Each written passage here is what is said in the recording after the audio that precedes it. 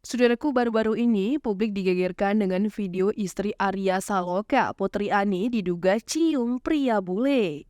Diduga cium pria bule, hubungan Putri Ani dan Arya Saloka pun ramai dipertanyakan.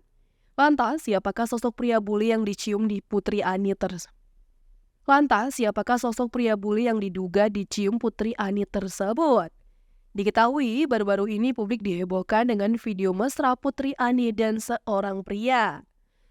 Dilansir dari akun Instagram @lambe_danu, Putri Ani bahkan terlihat mencium pria tersebut. Di video itu, Putri Ani tampak mengenakan kaos putih dan rambut diikat.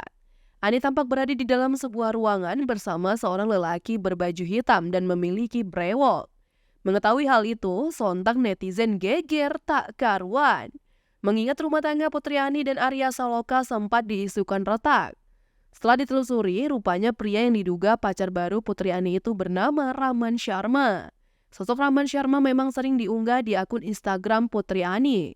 Bahkan Putri Ani juga tampak memfollow akun Rahman Sharma. Dilansir dari tribuntrends.com, Rahman memiliki paras bule kental dan wajah brewokan. Ia juga diketahui berpenampilan botak.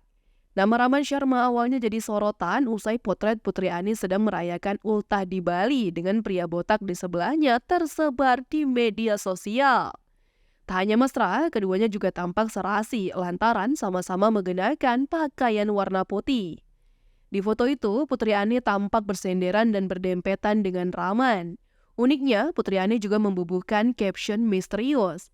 Selain rayakan ultah bareng, keduanya juga sempat kepergok kondangan bareng.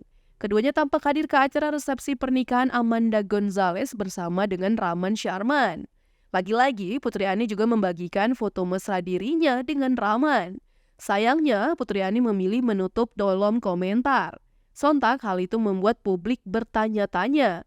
Pasalnya, hingga kini belum ada kabar soal perceraian Putri Ani dan Arya Saloka.